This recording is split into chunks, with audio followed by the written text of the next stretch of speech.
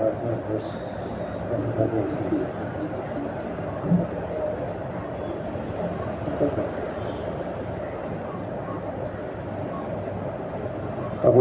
વચનો પહેલો રાજા 21મો અધ્યાય 1 થી 10 કલમોમાં આ પ્રમાણે આપવામાં આવ્યા છે. એ દિનાઓ પછી એમ થયું કે ઇઝરાયેલી નાબોથની એક દ્રાક્ષાવાડી હતી. તે ઇઝરાયેલમાં સમરૂનના રાજા આહાબના મહેલ પાસે હતી. આહાબે નાબોત પાસે એવી માગણી કરી કે મારે સારું શાકવાડી બનાવવા તારી દ્રાક્ષાવાડી મને આપ, કેમ કે તે મારા ઘરની પાસે છે અને તેને બદલે હું તને તેના કરતાં સારી દ્રાક્ષાવાડી આપીશ, અથવા જો તને ઠીક લાગે તો હું તને તેના મૂલ્યના પૈસા આપીશ. પણ નાબોતે આહાબને કહ્યું, હું મારા પિતૃઓનું વચન તને આપું એવું યહોવા ન થવા દે. અને ઇઝરાયેલી નોબેતે જે વચન આહાબ રાજાને કહ્યું તેને લીધે તે ઉદાસ તથા નારાજ થઈને પોતાના ઘરમાં આવ્યો, કેમ કે તેણે કહ્યું હતું કે હું મારા પિતૃઓનું વતન તને નહીં આપું. અને તેણે પોતાના પલંગ પર સૂઈ જઈને પોતાનું મુખ આવળું ફેરવ્યું અને રોટલી ન ખાવાની હઠ લીધી. પણ તેની સ્ત્રી ઇઝાબેલ તેની પાસે આવીને તેને કહ્યું, તારો આત્મા આટલો ઉદાસ કેમ છે? તું રોટલી પણ ખાતો નથી. અને તેણે તેને કહ્યું, એનું કારણ એ છે કે મેં ઇઝરાયેલી નાબોતને કહ્યું કે પૈસા લઈને તારી દ્રાક્ષાવાડી તું મને આપ, અથવા જો તારી ઈચ્છા હોય તો હું તને તે બદલ બીજી દ્રાક્ષાવાડી આપું. પણ તેણે કહ્યું, હું તને મારી દ્રાક્ષાવાડી નહીં આપું. અને તેની સ્ત્રી ઇઝબેલે તેને કહ્યું કે તું હાલ ઇઝરાયેલનું રાજ ચલાવે છે કે નહીં? ઉઠ ને રોટલી ખા ને મનમાં મગ્ન થા. હું તને ઇઝરાયેલી નાથાનની દ્રાક્ષાવાડી આપીશ, ઇઝરાયેલી નાબોતની દ્રાક્ષાવાડી આપીશ. માટે તેણે આહાબને નામે પત્ર લખ્યો અને તેના પર તેની મુદ્રા કરી અને નાબોતના નગરમાં જે વડીલો તથા આગેવાનો તેની સાથે રહેતા હતા તેમના પર તે પત્રો મોકલ્યા. તેણે તે પત્રોમાં એવું લખ્યું હતું કે ઉપવાસનો ઢંઢેરો પીટાવીને નાબોતને લોકોની આગળ પ્રમુખ સ્થાને બેસાડજો અને બલિયાલના 2 માણસો તેની આગળ બેસાડજો અને તેની વિરુદ્ધ તેઓ એવી સાક્ષી પૂરે કે તે દેવને તથા રાજાને શાપ દીધા છે. પછી તે બહાર લઈ જઈને પથ્થરે મારજો કે તે મરી જાય. આ પ્રભુનું જીવંત વચન છે.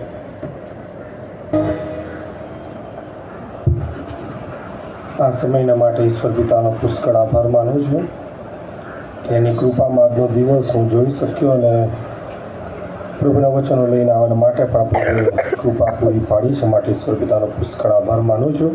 ખાસ આજનું સંચાલન કરવા બદલ બીમ કન્વેનર અને પંચ કમિટી સભ્ય સેમ્યુલભાઈનો પણ ખાસ આભાર માનું છું. જે પ્રમાણે સેક્રેટરીશ્રીએ પણ જાહેરાત આપી કે બુધવારના દિવસે એટલે કે આ બુધવારનો દિવસ જે ગયો ત્યાં 24 તારીખે મળી મધ્યે ચર્ચ ઇનોગ્રેશન એટલે નવા પ્રભુ મંદિરનો અર્પણ વિધિ રાખવામાં આવ્યો હતો. અમે લોકો મંગળવાર સવારથી નીકળ્યા, પ્રભુની કૃપામાં ત્યાં સાંજે પહોંચ્યા. બુધવારનો આખો દિવસ હંમેશા એક બાબત મેં જોઈ છે કે જ્યારે બહુ સારું થતું હોય છે ત્યારે ક્યાંક ને ક્યાંક કોઈક એવી વિઘ્નની બાબત પણ આવતી હોય છે અને એ કેવળ એક પરીક્ષણ રૂપી હોય છે. અને માણસના જીવનમાં પરીક્ષણ એ પહેલેથી જ છે. આદમ હવાને એદનવાડીમાં રાખ્યા ત્યારથી આપણે જોઈએ છે કે પાપ નહોતું કર્યું એ પહેલાંય શૈતાન એ પરીક્ષણ કરે છે, ભમાવે છે અને પાપમાં પાડે. તો આપણે તો અત્યારે પાપી લોક મધ્યે અને એવા વાતાવરણમાં છે એટલે ચોક્કસ પરીક્ષણો શૈતાનના પુષ્કળ છે. અને એ દિવસ એવું થયું કે એના ઇનોગ્રેશન એટલે પણ વિધિના આગલા જ દિવસે ફળિયામાં મરણ થયું અને એના કારણે પરિસ્થિતિ એ બની કે શું કરવું, પરંતુ કોઈ રોકટોક નહોતી. પણ એક બાબત સ્વીકારવામાં આવી કે આપણે કોઈ પણ પ્રકારે વાજિંત્રો વગાડીને કે સાઉન્ડ સિસ્ટમ વાપરીને આપણે આપણું કાર્ય કરવું નથી. અને બુધવારના દિવસે ગીતો ગાયા, સ્તુતિ આરાધના કરી, વાજિંત્ર વગર અને સાઉન્ડ વગર. લીડિંગમાં પણ ઘણા બધા સમયમાં મેં લીડિંગ કર્યું અને બહુ મહત્ત્વની સેવા, વચનની સેવા ત્યાં આપી. હવે 300 માણસોની વચ્ચે સાઉન્ડ વગર બોલું એટલે દિવસે કન્ટિન્યુ ગળાને બહુ લોડ આવી ગયો. નો ડાઉટ પ્રભુએ કૃપા આપી અને પ્રભુએ એવો અવાજ પણ આપ્યો, બોલી શક્યો સારી રીતના. પણ એ દિવસથી જે ટોન ઉપર જે એમ કહેવાય કે વધારે પડતો પ્રેશર આવી જવાથી થોડો સ્વેલિંગ આવી ગયું ડૉક્ટરે કીધું બોલશો જ નહીં. અને એ પછી ગાડીમાં પણ એમ કહેવાય કે સતત મારો અવાજ ધીરે ધીરે એકદમ બંધ થતો ગયો અને ઘરે પહોંચ્યો ને તો ઘરે તો અવાજ જ ના નીકળે, બોલું તો. 2 દિવસ તો બહુ શાંતિ રહી મારા પત્ની હેલિનાને અને હેલોને. એ ગુરુવારનો ને શુક્રવાર દિવસ તો કશું બોલ્યો જ નથી, ઈશારાથી જ વાત કરી. અમે ઇમરજન્સીમાં ફોન ઉપાડ્યા ને તો ફોન ઉપર સામે કે સાહેબ જ બોલું, સાહેબ જ બોલું. તો શું થયું? મેં કીધું ભાઈ થોડું બેસી ગયું છે. પણ પ્રભુનો આભાર માનું છું. જો કે ઈચ્છા હતી કે કદાચ વચનની સેવા પણ કોઈકને આપવામાં આવે, પણ સેક્રેટરીશ્રીએ કીધું સાહેબ બોલાશે, ખાલી તમે વચન આપો. મેં કીધું સારું, તો લીડિંગ કોઈક બીજાને આપીએ તો સારું. તો કે ચોક્કસ એ વસ્તુ કરીશું. અને સેમ્યુલભાઈને લીડિંગની સેવા આપવામાં આવી અને મારો વિશ્વાસ હતો કે ના હું બોલી શકીશ, અને હવે લાગી રહ્યું છે કે ના બોલાશે. સારી પરિસ્થિતિ છે અને માટે પ્રભુનો પુષ્કળ આભાર માનું છું. આવનાર દિવસોમાં આપણા પંચ કમિટી સભ્ય અને બેનઘનો સેમ્યુલભાઈ અને વિલ્હેમિનાબેન UK જઈ રહ્યા છે, અને એ જ પ્રમાણે આપણી સાથે સતત નાતાલના દિવસોથી જેઓ છે ઇમાન્યુઅલભાઈ દેસાઈ અને મૃણાલિની બેન દેસાઈ કે જે યુએસએથી સતત આપણી સાથે સંગતમાં છે, તેઓ હવે પરત USA જઈ રહ્યા છે. તેમના માટે ખાસ અમારી શુભેચ્છાઓ છે. પ્રભુ તમારી મુસાફરીને આશીર્વાદિત કરે અને કુટુંબ સાથેનો એ સમય બહુ જ આશીર્વાદિત બને. કુટુંબ પરિવારને પણ પ્રભુ વધુ આશીર્વાદિત કરે એવી મારી પ્રાર્થના છે. પ્રભુના વચનો જે વાંચવામાં આવ્યા, પહેલો રાજા 21મો અધ્યાયને 1 થી 10 કલમ, અને ત્યાં આપણે જોઈએ છે કે આહાબ રાજા અને ઇઝેબલ રાણી એ નાબોત કરીને જે એક વ્યક્તિ છે, એમના બેનની પાસે એની જમીન છે, એમણે દ્રાક્ષાવાળી કરી છે, અને સતત આહાબનું ધ્યાન એના મહેલમાંથી એ દ્રાક્ષાવાળી તરફ જાય અને એને એમ થાય કે આટલી સરસ દ્રાક્ષાવાળી જો મને મળે તો. અને એણે માગણી કરી પણ નાબોત આપતો નથી, અને એ ઉદાસ થઈ જાય છે. ઘરે આવે છે, ખાતો પીતો નથી, નાના બાળકની જેમ હઠ પકડે છે કે મારે કશું ખાવું નથી, પીવું નથી, બોલવું નહીં, ચાલવું નથી. રાણીને કહે છે ભાઈ શું થયું, શું મને પહેલાં એ તો કે બસ મારી ઈચ્છા જ નથી કે. પછી રાણીના આગ્રહથી આહાબ રાજા બોલે છે કે હા હું ઉદાસ છું કેમ કે મારે આ દ્રાક્ષાવાળી જોઈતી હતી ને નાબોતે ના પાડી. ઇઝેબેલ કહે છે કે બસ આટલી જ બાબત છે, ચિંતા ના કરીશ, કાલે ચલતને દ્રાક્ષાવાળી મળી ગઈ. અને આખી બાબત જે વચનો વાંચવામાં આવ્યા તેમાંથી આપણે જોઈએ છે કે કેવી રીતના ઇઝેબેલ રાણી એક જાતનું કાવતરું કહેવાય કે ષડયંત્ર કહેવાય, અને એ પ્રકારે નાબોતને ફસાવાનો અને નાબોતને મારી નાખવાનો આખો એક કારસો રચે છે, અને એમાં ઘણા બધા ભાગીદાર બને છે. અને એ જ પ્રમાણે થાય છે પણ એવું. તમે જો 11મી કલમથી, પહેલો રાજા 21મો તો 11મી કલમ, તેના નગરના માણસોએ એટલે જે વડીલો તથા આગેવાનો તેના નગરમાં રહેતા હતા, તેઓએ જેમ ઇઝેબેલે તેઓને સંદેશો મોકલ્યો હતો, એટલે તેણે તેઓ પર મોકલેલા પત્રમાં લખ્યું હતું તે પ્રમાણે તેઓએ ઉપવાસનો ઢંઢેરો પીટાવીને નાબોતને લોકોના પ્રમુખ સ્થાને બેસાડ્યો, અને પેલા 2 બલિયાલના માણસોને અંદર લાવીને તેની આગળ બેઠા. અને તે બલિયાલના માણસો તેની વિરુદ્ધ એટલે નાબોતની વિરુદ્ધ લોકોની સમક્ષ એવી સાક્ષી પૂરી કે નાબોતે દેવને તથા રાજાને સાપ દીધો છે. પછી તેઓએ તેને નગરની બહાર લઈ જઈને તેને પથ્થર એવો માર્યો કે તે મરી ગયો. પછી તેઓએ ઇઝેબેલને કહાવડી મોકલ્યું કે નાબોતને પથ્થરે મારવામાં આવ્યો છે, મરી ગયો છે.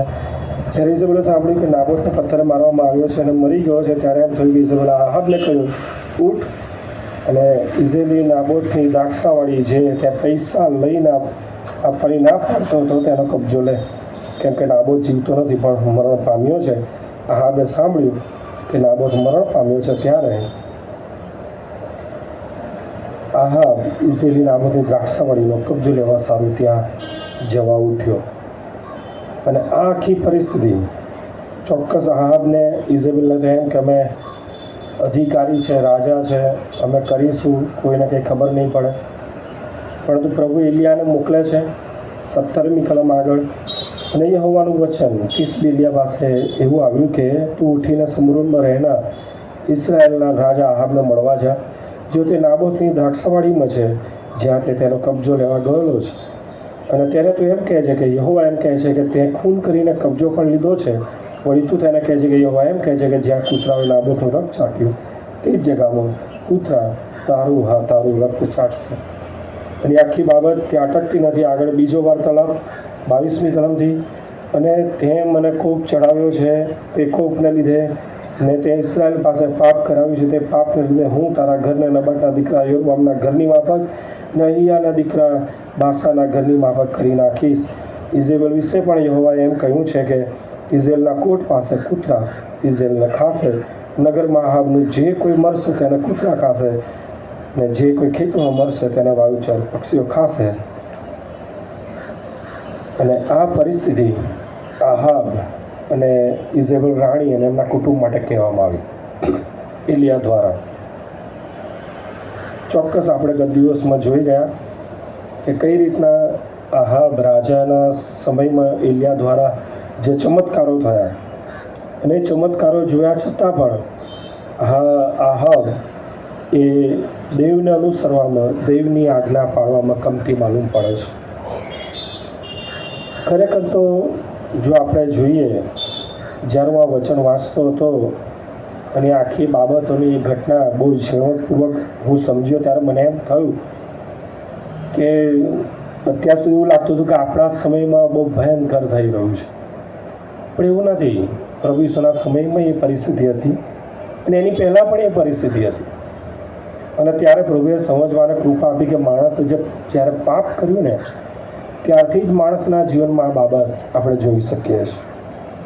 અને મેં ગત દિવસમાં પણ એ કહ્યું હતું કે જેવું આદમ હવાનું પાપ અને પછી એમને એદન વાડીની બહાર કાઢી મૂકવામાં આવે છે, અને પ્રભુ ચોક્કસ જે કૌટુંબિક આશીર્વાદો બાબતનો આશીર્વાદ આપ્યો તો એ પ્રમાણે પ્રભુ આદમ હવાને આશીર્વાદ આપે છે, બાળકોનો આશીર્વાદ આપે છે. પણ કાઈન અને હાબેલ જ્યારે પ્રભુને પ્રસન્ન કરવાના માટે જાય છે અને એ અર્પણ લાવે છે, અને હાબેલનું અર્પણ માન્ય થાય છે, અને કાઈનનું માન્ય થતું નથી, ને કાઈનને ત્યાં રોષ આવે છે, ગુસ્સો આવે છે.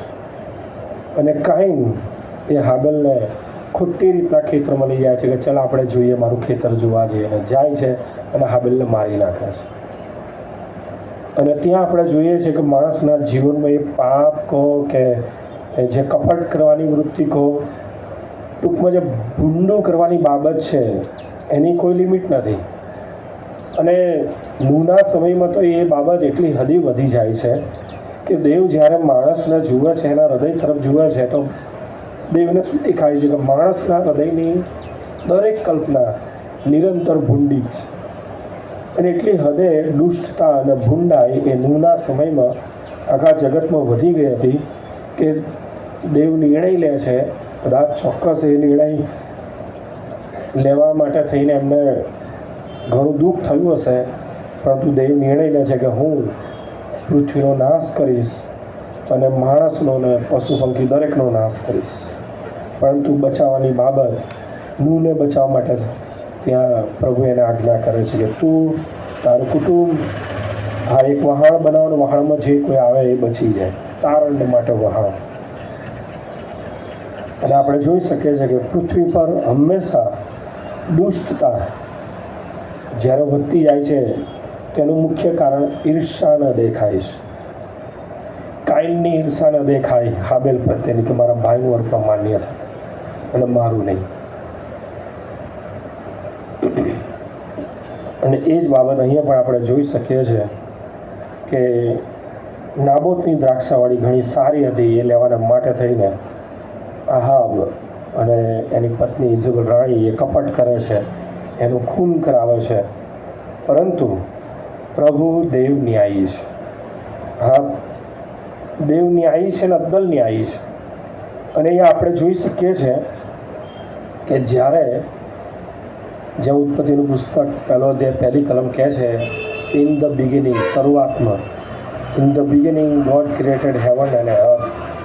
દેવે પહેલાં સ્વર્ગ બનાવ્યું ને પછી પૃથ્વી બનાવી, અને સ્વર્ગની અંદર પ્રભુએ એનો મહિમા પ્રગટ કર્યો, અને એના મહિમાના ભાગરૂપે પ્રભુએ લુસિફરને બનાવ્યો.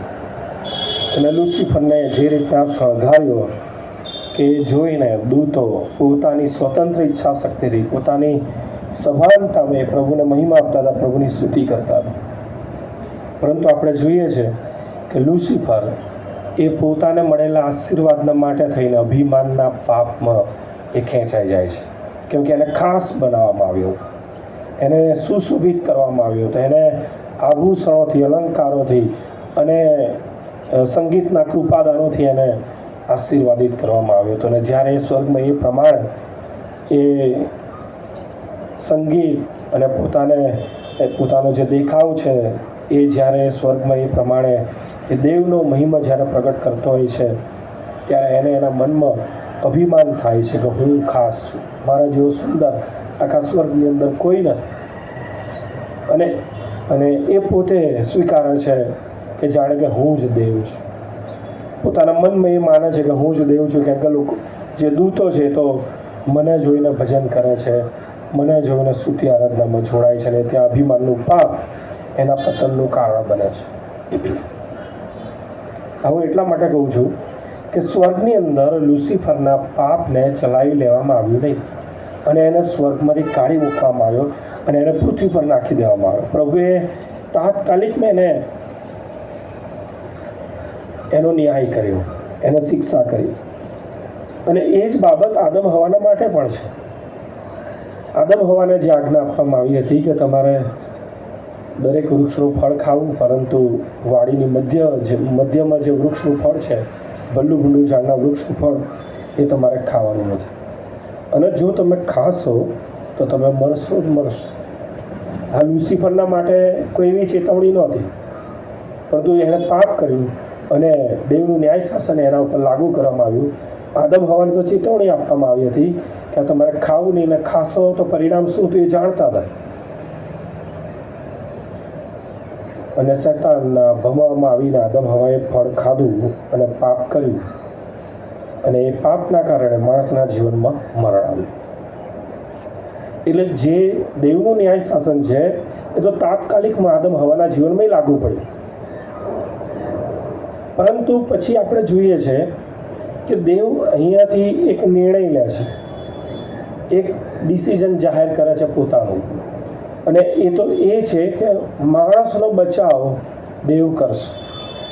કારણ કે લુસિફરે કપટથી એક રીતના હવાને બમાવીને કે કોઈક પ્રકારનો લોભ લાલચ દેખાડીને, કેમ કે શૈતાને એને કહ્યું કે આ ફળ જોવામાં સુંદર છે અને ખાવામાં જ્ઞાન આપવા યોગ્ય છે, અને માટે હવાએ તોડીને ખાધું.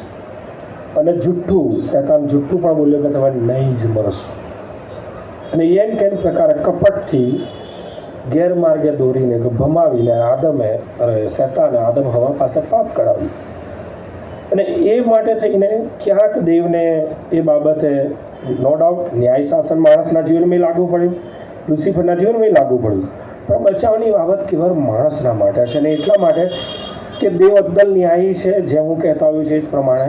અને અહીંયા પણ દેવનો ન્યાય જોવા મળે છે કે માણસના જીવનમાં મરણ આવ્યું ખરું, પણ હવે માણસને પ્રભુ બચાવવા માગે છે, કેમ કે ખોટી રીતના ભમાવીને કપટથી કે દુષ્ટતાથી માણસની પાસે પાપ કરવામાં આવ્યું લુસિફર દ્વારા.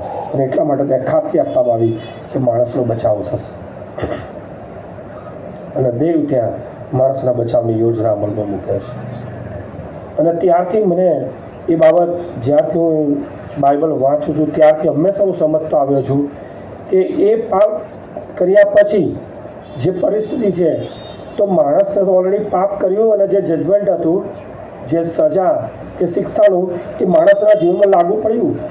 દેવની સંગત ત્યાં એ લોકો ગુમાવી બેસે છે, કેમ કે એમને એદનવાડીની બહાર કાઢી મૂકવામાં આવે છે, અને માણસના જીવનમાં મરણ રાજ કરે છે.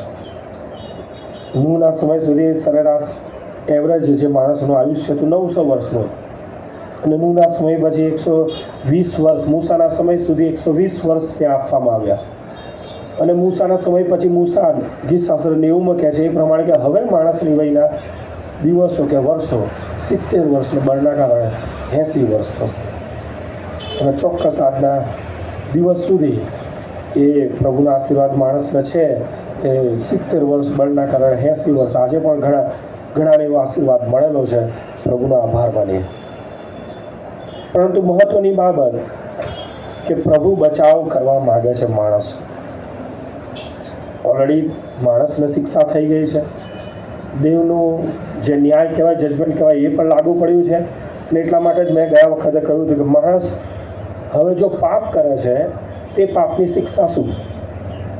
કેમ કે ઓલરેડી જે સૌથી મોટામાં મોટી જે સજાની એકદમ મોટી સજા કહેવાય, 1 નંબરની સજા, એ જ ઓલરેડી માણસના જીવન લાગુ પડી ગઈ છે.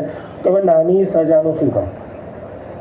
એટલે ઘણી વખત આપણે વિચારીએ છીએ કે પાપ થાય છે, પાપ કરે છે, દુષ્ટતા થાય છે, લોકો દુષ્ટતા કરે છે, શેતાનની જેમ ઘણા લોકો કપટ કરે છે, ભમાવવાની બાબતો થાય છે. તો શા માટે દેવ ત્યાં એ લોકો માટે રાહ જુએ છે? એનું કારણ છે કે દેવ કૃપાળુ છે. દેવ હંમેશા માણસના બચાવના માટે તત્પર છે. એ કાયમને પણ તક આપે છે. ત્યાં કાયમને મારી નાખવામાં આવતો નથી. બહુ સ્પષ્ટ જાહેર કરવામાં આવે છે કે કાયમને મારી નાખવામાં ન આવે, એ જીવતો રહે. એ જ પ્રમાણે નૂહના સમયમાં પણ આપણે જોઈએ છીએ કે નૂહ એના કુટુંબનો પ્રભુ બચાવ કરે છે. અને એ જ પરિસ્થિતિ અહીંયા પણ જોવા મળે છે કે જ્યારે એલિયા એ આહાબ અને ઇઝેબેલના પાપની બાબતો જાહેર કરે છે, ત્યારે આહાબ એ દિન બની જાય છે. આપણે જોયું એ પ્રમાણે 21મો અધ્યાય, પહેલો રાજા 21મો અધ્યાયને 19મી કલમમાં જેમ કહેવામાં આવ્યું આહાબ રાજાને કે નાબોતનું રક્ત જ્યાં કૂતરાઓ ચાટ્યું તે જ જગ્યાએ તારું રક્ત કૂતરા ચાટશે. ઇઝરાયેલ માટે 23મી કલમમાં કહેવામાં આવ્યું કે યહોવા એમ કહે છે કે ઇઝરાયેલના કોટ પાસે કૂતરા ઇઝરાયેલને ખાશે. અને આ બધું સાંભળીને આહાબ એ દિન બની જાય છે. આ બધી બાબતો સાંભળીને તમે જુઓ 27મી કલમ. આહાબે એ વચનો સાંભળ્યા ત્યારે એમ થયું કે તેણે પોતાના વસ્ત્ર ફાડીને પોતાના અંગ પર ટાટ પહેર્યું ને ઉપવાસ કર્યો ને ટાટ ઓઢીને સૂતો ને મન ગતિએ ચાલવા લાગ્યો. અને યહોવાનું વચન તિસ્બિલિયા પાસે એવું આવ્યું કે આહાબ મારી આગળ કેવો દિન થઈ ગયો છે તે તું જુએ છે કે નહીં? તે મારી આગળ દિન થઈ ગયો છે, માટે તેના દિવસોમાં એ આપત્તિ હું નહીં લાવું, પણ તેના દીકરાના દિવસોમાં તેના ઘર પર હું આપત્તિ લાવીશ. આદમ હવાથી લઈને અત્યાર સુધી દેવ હંમેશા કૃપાળુ રહ્યા છે. કેમ કે માણસના પાપ પ્રમાણે માણસની સાથે દેવ વર્ત્યા નથી. હા, જે જજમેન્ટ છે એ લાગુ પડેલું છે કે માણસે મરવાનું તો ચોક્કસ, એની મરણની શિક્ષા એ દરેક માણસે ભોગવવાની, એ પણ ચોક્કસ. પણ પ્રભુ બચાવે છે, પ્રભુ તક આપે છે. એટલે એ પ્રભુની કૃપા ક્યાં પ્રગટ થાય છે? માણસને જ્યારે પ્રભુના આત્મા દ્વારા કે પ્રભુના વચન દ્વારા કે કોઈ પણ એ બાબત દ્વારા જ્યારે ભાન કરવામાં આવે એના પાપનું, કે તમે ખોટું કર્યું છે, પાપ કર્યું છે, અને ત્યારે એ સ્વીકારતા વ્યક્તિ જો પશ્ચાતાપ કરે, પસ્તાવો કરે, તો પ્રભુ એના પાપની માફી આપે છે અને એક નવી તક આપે છે. પણ એનો મતલબ એવો નથી કે જજમેન્ટ નહીં આવે. હજી આજના સમયમાં ઘણા પ્રીચરો, સેવકો અને ઘણા લોકો ખ્રિસ્તી વિશ્વાસ એવું માને છે કે આપણે જે પાપ કર્યા અજાણતા કહીએ, બરાબર? ખરેખર તો અજાણતા કદી પાપ થતું નથી. માણસ હંમેશા જાણી જોઈને જ પાપ કરે છે. કેમ કે દેવનો આત્મા દરેક વ્યક્તિના હૃદયમાં છે 50માના દિવસ પછી, અને હંમેશા ખોટું કરતા માણસને રોકવામાં આવે છે. જ્યાં માણસ ખોટું કરવા જતો હોય છે ત્યાં દેવનો આત્મા હંમેશા કહે છે કે તું ખોટું કરી રહ્યો છે. અને જે બાબતની સાક્ષી જોઈતી હોય ને, તો અત્યારે કોઈ માણસ જુઠ્ઠું બોલે છે એ માટે સાબિત કરવું હોય તો લાઈ ડિટેક્ટિંગ ટેસ્ટ આવે છે અને કોર્ટ એને માન્યતા આપે છે કે જ્યાં કોઈ સાક્ષી ના હોય અને વ્યક્તિએ એ ગુનો કર્યો છે, તો એ વ્યક્તિએ ગુનો કર્યો છે કે નહીં એ સ્વીકારવા માટે એને એ રીતના એવી દવા આપવામાં આવે કે ઘેનમાં આવી જાય, અને પછી એને એવા મશીનો લગાડીને પ્રશ્નો પૂછવામાં આવે કે જેથી એનો એ જવાબ આપે. અને જો માણસ જુઠ્ઠું બોલતો હોય તો એની હાર્ટ બીટ્સ વધી જાય છે, એનું બીપી વધી જાય છે, અને એથી સાબિત થાય છે કે વ્યક્તિ જૂઠું બોલી રહ્યો છે, ખોટું બોલી રહ્યો છે. અને આ ટેસ્ટની ન્યાયિક પ્રક્રિયામાં સ્વીકારવામાં આવ્યો છે. અને આ જ વસ્તુ છે કે આપણી બોડી પોતે જ રિએક્ટ કરે છે. પાપ કર્યું હોય ત્યારે, ખોટું કર્યું હોય ત્યારે આપણું શરીર પોતે રિએક્ટ કરે છે કે આપણે કંઈક ખોટું કર્યું છે.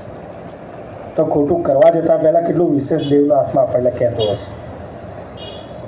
પરંતુ પ્રભુ તક આપે છે કે જો એવું ખોટું થયું છે, આપણને હૃદયમાં પ્રભુનો આત્મા કે વચન કે કોઈ બી રીતના પ્રભુ ભાન કરાવે છે કે આ ખોટું કર્યું છે, તો બહુ જરૂરી છે કે પશ્ચાતાપ સહિત પ્રભુની પાસે પાછા એ બાબતને આપણે ફરીથી પ્રભુની પાસે આવીને આપણે કરેક્ટ કરીએ, સુધારીએ.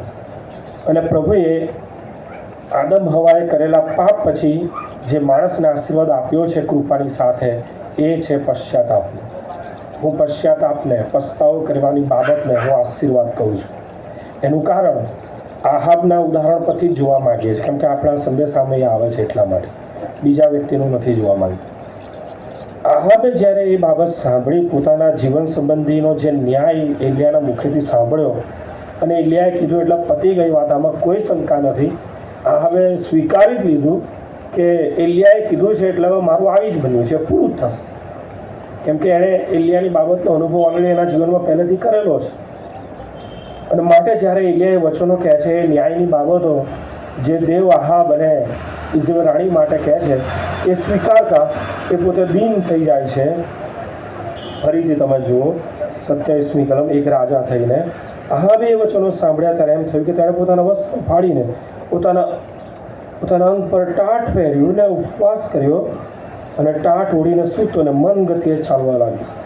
અને ત્યાં 29મી કલમમાં દેવ પોતે ત્યાં એ બાબતની જાહેરાત કરે છે કે આહાબ મારી આગળ કેવો દીન થઈ ગયો છે તે તું જુએ છે કે નહીં? પશ્ચાતાપ કરે છે, પસ્તાવો કરે છે પોતાના માટે કે પોતાના પત્ની રાણી દ્વારા જે થયેલું કાર્ય છે એના માટે થઈને પસ્તાવો કરે છે. દાઉદ રાજા માટે જોઈ શકીએ છીએ કે દાઉદ રાજા ઉપવાસ સહિત એ પશ્ચાતાપ કરે છે એના પાપના કારણે. જ્યારે પ્રભુ તક આપે છે વ્યક્તિને કે પસ્તાવા સહિત એની ભૂલને એ સુધારે, ત્યાં કરેક્શન કરવામાં આવે, અને જો એ પ્રમાણે વ્યક્તિ કરે છે તો પસ્તાવાની બાબત એના જીવન માટે આશીર્વાદરૂપ બની જાય છે. પરંતુ અત્યારના સમયમાં ઓલરેડી પ્રભુ ઈસુ ખ્રિસ્ત આપણા પાપ અપરાધો વધસ્વ ઉપર લઈ લીધા, પવિત્ર મેજના ભાગીદાર બનીએ છીએ, તો પ્રભુએ આપણને આશીર્વાદ આપ્યો છે કે જ્યારે આપણે પ્રભુના મરણને યાદ કરીએ અને એ બાબત કે મારા પાપ અપરાધો એ પ્રભુએ વધસ્વ પર લઈ લીધા છે અને મને શુદ્ધ અને પવિત્ર કર્યો છે, વહેતા રક્તમાં હવે મને પ્રભુએ મારા પાપથી શુદ્ધ કર્યો છે, એ ખાતરી પણ આપવામાં આવે છે. અને આટલો બધો મોટો આશીર્વાદ પ્રભુએ આપણે ડાયરેક્ટ આપ્યો છે. હવે કોઈ મીડિયેટરની જરૂર નથી, હવે કોઈ એલિયા પ્રબોધકની જરૂર નથી. હવે તો દેવ પોતે જ ત્યાં મધ્યસ્થ બનીને આપણા માટે થઈને, દેવનું હલવાન બનીને એ આપણા માટે એ તારણ અને ઉદ્ધાર આપે છે, પાપની માફી આપે છે. પરંતુ બહુ દુઃખ સાથે કહેવું પડે છે કે આહાબ જેવા આહાબ રાજાને, એક રાજાને જ્યારે પ્રબોધક જઈને કહે છે કે તે ખોટું કર્યું છે, એક ઇસ્રાયેલના રાજા દાઉદ રાજાને એક પ્રબોધક જઈને એમ કહે કે તે પાપ કર્યું છે, તે ભૂંડું કર્યું છે, તે વ્યભિચારનું પાપ કર્યું છે. તમે વિચાર કરો, એ રાજા કક્ષાનો માણસ એ ધારતામ ચપટીમાં વ્યક્તિને એના ગરદનથી કે ધડથી માથું અલગ થઈ જાય એવું ડિસિઝન લઈ શકનાર એવો રાજા, એ કિંગ, એ પાવરફુલ મેન. પરંતુ જ્યારે વચન વાગે છે ત્યારે એને એનું પાપનું ભાન થાય છે, સ્વીકારે છે કે મેં પાપ કર્યું છે અને પસ્તાવ કરે છે, પોતાની ભૂલ સુધારે છે. પણ બહુ દુઃખ સાથે કહેવું પડે છે કે મફત અને ભરપૂર એ પસ્તાવો, એ પાપની માફી પ્રભુના રક્તમાં ઉદસ્તમ પરથી આપણને મફતને ભરપૂર આપવામાં આવી છે. પરંતુ આજે શેતાન એટલું બધું જોર કરે છે કે વ્યક્તિઓના હૃદય કઠણ થઈ ગયા છે, પસ્તાવો કરતા નથી, પોતાની ભૂલ સુધારતા નથી, પોતાની ભૂલનું ભાન થતું હોવા છતાં એ કરેક્શન કરતા નથી. ઉપરથી એમાંથી પણ શેતાનના ભવામાં આવીને વધારે એવી કે અમે તો બહુ ખાસ છીએ, બહુ સ્પેશિયલ છીએ, અને એ પ્રમાણેના એટીટ્યૂડમાં એ લોકો જીવન જીવી રહ્યા છે. અને ત્યારે ખરેખર મને દુઃખ થાય છે કે આપણે હાથે કરીને પોતાની જાતને કેટલા મોટા નાશ તરફ લઈ જઈ રહ્યા છે. હા, એટલું ચોક્કસ છે કે દુનિયાવી શરીરમાં રહીને જે બી ભલું ભૂંડું કર્યું છે એ તો ભોગવવાનું જ છે, એ કરેલા કર્મોનું ફળ તો આવવાનું જ છે, એ તો સ્વીકારવું. આહાબ પણ બચી શક્યો નહીં, દાઉદ પણ બચી શક્યો નથી. દાઉદને કહ્યું કે તે જે ગુપ્તમાં કર્યું છે જાહેરમાં થશે, પ્રબોધકે જ કીધું થયું એવું. આહાબના જીવનમાં પણ થયું. પણ આહાબને એક પ્રોમિસ આપવામાં આવ્યું. કેવું પ્રોમિસ આપવામાં આવ્યું? કે જે પ્રભુએ કીધું છે થશે, પણ આહાબના જીવતા જીવે નહીં થાય. આ આહાબે પસ્તાવો, જે પ્રભુ તરફથી મળતો આશીર્વાદ છે એનો લાભ લઈ લીધો અને પસ્તાવો કર્યો, માફી માગી, પોતાની ભૂલ સુધારી. તો પ્રભુએ માફ પણ કર્યો, તક આપી કે સારું છે, ચાલ તારા સમયમાં નહીં થાય, તને તો હું જીવન આપું છું, સારું જીવન આપું છું. કેટલાય વર્ષો એ જીવ્યો બી ખરો અને વધારે જીવે જ પણ ખરો, પણ પોતે જ ફરી પાછો પોતાની જ ભૂલમાં ફસાઈ છે. 22મો અધ્યાય પહેલી કલમ. અરામ તથા ઇસ્રાયલની વચ્ચે યુદ્ધ વગરના 3 વર્ષ વીતી ગયા. 3જે વર્ષે એમ થયું કે યહૂદિયાના રાજા યહોશાફાટ ઇસ્રાયલના રાજાની પાસે આવ્યો, કેમ કે બંને જણા સમધી થતા હતા, વિવય થતા હતા. 2જી કલમ. ઇસ્રાયલના રાજાએ પોતાના ચાકરોને કહ્યું, શું તમે જાણો છો કે રામોત ગિલિયાદ આપણું છે અને આપણે છાનામાના બેસી રહ્યા છે?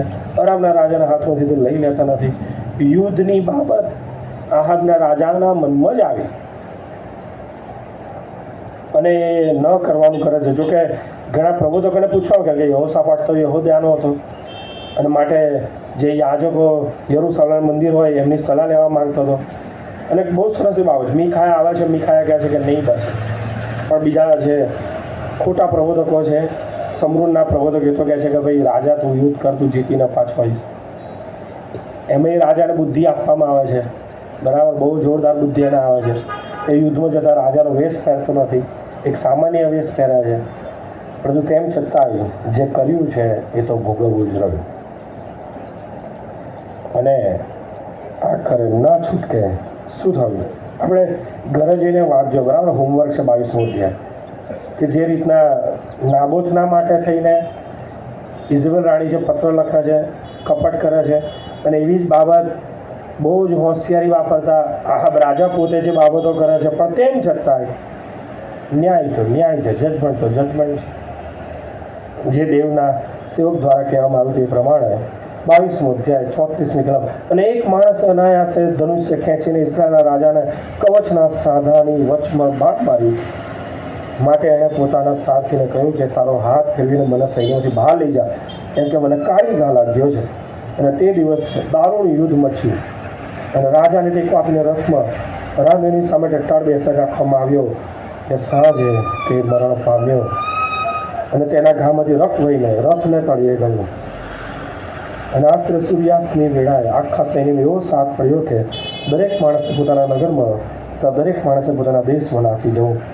એમ રાજા મરણ પામ્યો અને તેઓ તેને સમરૂનમાં લાવ્યા અને તેઓએ રાજાને સમરૂનમાં દાટ્યો. તેઓએ સમરૂનના તળાવને તીરે, હવે ત્યાં તો વેશ્યાઓ સ્નાન કરતી હતી, પેલો રથ ધોયો અને યહોવા જે વચન બોલ્યો હતું તે પ્રમાણે કૂતરાઓએ તેનું લોહી ચાટ્યું. હવે આહાબના બાકીના કૃત્યો, બરાબર. આહાબ રાજાના માટે જે વચન હતું એ પરિપૂર્ણ થયું. ઇઝેબલ રાણી માટે જોઈએ, જો આહાબે આ યુદ્ધ ના કર્યું હોત તો માનું છું ચોક્કસે ઘણું જોયું હોત, કેમ કે ઇઝેબલ તો ઘણું જોયું. 2જો રાજા 9મો અધ્યાય, તમે જુઓ કેટલો લાંબો સમય જતો રહે છે. 2જો રાજા 9મો અધ્યાય અને 30મી કલમ. ત્યાં ઇઝેબલ માટે આપણે જોઈ શકીએ છીએ. એવું ઇઝેલ આવ્યો ત્યારે ઇઝેબલે સાંભળ્યું અને તેણે પોતાની આંખોમાં અંજન આંજીને તથા પોતાનું માથું ઓળીને બારીમાંથી ડૂબક્યું કરી. એવું દરવાજામાં પેઠો ત્યારે તેણે પૂછ્યું કે હે પોતાના ધણીનું ખૂન કરનારી જીમરી, શું શાંતિ છે? અને તેણે બારી તરફ ઊંચું જોઈને કહ્યું કે મારા પક્ષનો કોણ છે? અને 2-3 ખોજાઓએ બહાર ડૂબક્યું કર્યું. તેણે તેમને કહ્યું કે તેને નીચે નાખી દો, માટે તેઓએ તેને નીચે નાખી દીધી. તેના રક્તના છાંટા ભીત પર તથા ઘોડા પર પડ્યા. તેઓએ તેને પગ તળે ખૂંદી. પછી અંદર જઈને તેણે ખાધું પીધું. હવે પેલી સાપી સ્ત્રીને સંભાળીને દાટો. 35મી કલમ. અને તેઓ તેને દાટવા ગયા, પણ ખોપડી, પગ તથા હથેળીઓ સિવાય બીજું કંઈ તેને મળ્યું નહીં. માટે તેઓએ પાછા આવીને તેને ખબર આપી. તેણે કહ્યું કે યહોવાનું વચન જે તેણે પોતાના સેવક ઇઝબેલિયા દ્વારા કહ્યું હતું તે આ છે કે ઇઝબેલનો માંસ ઇઝરાયલના વાટામાં કૂતરા ખાશે અને ઇઝરાયલની લાશ ઇઝરાયલના વાટાના ખેતરમાં ખાતરૂપ થશે, જેથી લોકો એમ નહીં કહે કે આ ઇઝરાયલ છે. એટલું જ નહીં, 10મો અધ્યાય પહેલી કલમ. હવે આહાબના 70 દીકરા સમરૂનમાં, 70 દીકરાઓ, અને 70 દીકરાઓને ત્યાં ભેગા કરવામાં આવ્યા છે. એ જાણે કે એમાંથી હવે રાજા બનાવે કે એમ કરીને ગમે તેમ કરીને ભેગા કરવામાં આવે છે. એક પત્ર લખવામાં આવે છે, જોઈએ એ કલમ વાંચે 10મો અધ્યાય, બીજો રાજા 10મો અધ્યાય 7મી કલમ. તેઓએ તે પત્ર પહોંચ્યો ત્યારે એમ થયું કે તેઓએ તે રાજપુત્રોને પકડીને તેઓને એટલે 70 પુરુષોને મારી નાખ્યા ને તેમના માથા ટોપલીઓમાં ઘાલીને તે તેની પાસે ઇઝરાયેલ, કેમ કે યેહૂ રાજા હોય છે. એલીશા પ્રબોધક દ્વારા યેહૂને રાજા બનાવવામાં આવે છે અને એટલા માટે થઈને યેહૂ આ કામ કરે છે. અને આહાબ રાજા, ઇઝેબેલ રાણી, એમના 70 પુત્રો દરેકનો નાશ થાય છે. 11મી કલમ, 10મી કલમથી જો 10મી કલમ, બીજો રાજા 10મી કલમ.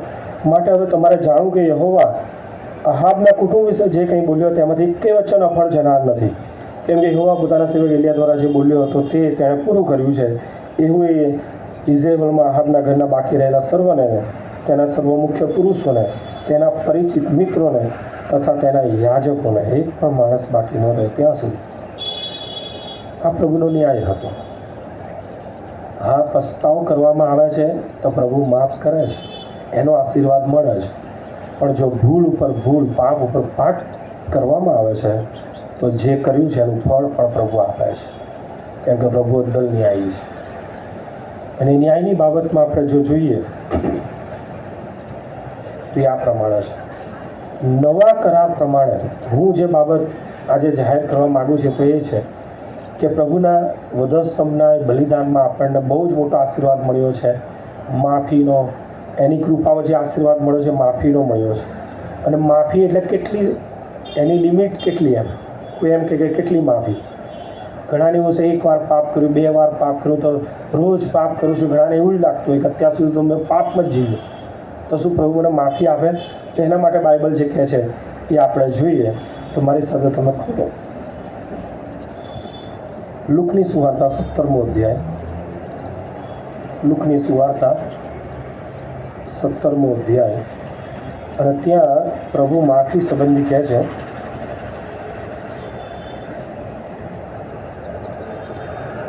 17મો અધ્યાયને 3જી કલમ, સાવચેત રહો, જો તારો ભાઈ અપરાધ કરે તો તેને ઠપકો દે, અને જો પસ્તાવ કરે તો તેને માફ કર.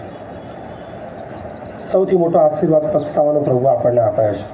ચાહે ઘર હોય, કુટુંબિક બાબત હોય, મંડળીની હોય, સમાજની હોય કે દુનિયાવી હોય, પ્રભુ દરેકના હૃદય જુએ છે.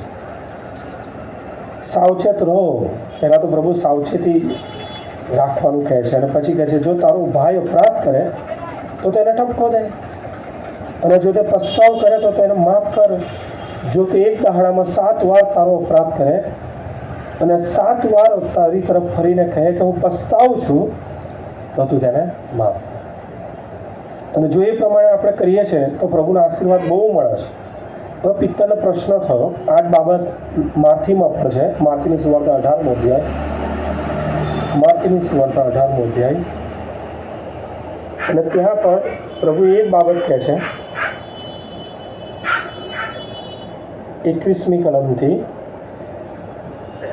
માર્થીની સુવાર્તા 18:21. ત્યાર પછી પિત્તરે તેની પાસે આવીને કહ્યું કે ઓ પ્રભુ, મારો ભાઈ મારી વિરુદ્ધ કેટલી વાર અપરાધ કરે ને હું તેને માફ કરું? કારણ કે પિત્તરનો પ્રશ્ન તો પ્રભુએ દિવસમાં 7 વખતનું કીધું, એટલે પિત્તરે પકડી દીધું. શું 7 સુધી? માની લો કે 8 વાર થઈ ગયું તો, અને 8મી વખત માફી માગવા આવ્યો તો માફ કરવાનો કે નહીં? પ્રભુ એનો જવાબ શું આપે? બહુ સરસ બોલે છે. 22મી કલમ, ઈશ્વરે તેને કહ્યું કે 7 વાર સુધીનું હું તને નથી કહેતો, પણ 70 ગણી 7 વાર સુધી. એ માટે આકાશના રાજ્ય, પછી ઉદાહરણ આપે છે, બરાબર. પરંતુ પ્રભુ અહીંયા એક કરેક્શન કરે છે, પિત્તરને કહે છે 7 વાર નહીં, 7 ગણી 70 વાર. પણ ટર્મ્સ એન્ડ કન્ડિશન છે.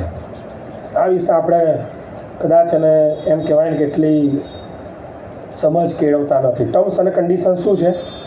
પસ્તાવવું જરૂરી છે, ભૂલનું ભાન થવું જરૂરી છે, અને એની સાથે પસ્તાવો જરૂરી છે, અને એની સાથે માફી. આ 3 બાબતો મળીને આશીર્વાદ લાવે છે.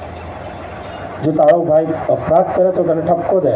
અત્યારે ઘણાને ઠપકો દે ને તો શું થાય છે? કહેવામાં આવે છે કે આ ખોટું થઈ રહ્યું છે, કે આવું ના કરો. તો સામે ઉપરથી બહુ સારો મેસેજ પણ આવે પછી, જો તારો ભાઈ અપરાધ કરે તો તેને ઠપકો દે. પણ જો એ પસ્તાવા સહિત આવે તો તથા એને માફ કર. જો પ્રભુનો આત્મા આપણને પસ્તાવા માટે કહી રહ્યો છે કે મેં ભૂલ કરી છે, મારે સ્વીકારવું રહ્યું, અને પસ્તાવાની જરૂર જ્યાં પ્રભુ કહે છે કે પસ્તાવ કર ને પસ્તાવ કરવામાં આવે છે, તો માફીનો આશીર્વાદ મળશે, ચોક્કસ મળશે, અને બહુ જ ઉત્તમ આશીર્વાદ મળશે. કેમ કે પ્રભુ અદ્દલ ન્યાયી છે. તમે જુઓ, ઇઝેબલને જે તક આપી એના માટે ફરી આપણે જોઈએ પ્રકટીકરણ 2 અધ્યાય, અને આ વાંચીને આપણે પૂરું કરીશું.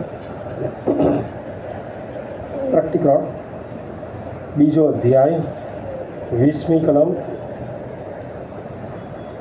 કોઈ વાંચો જેને મળે 20 અને 21.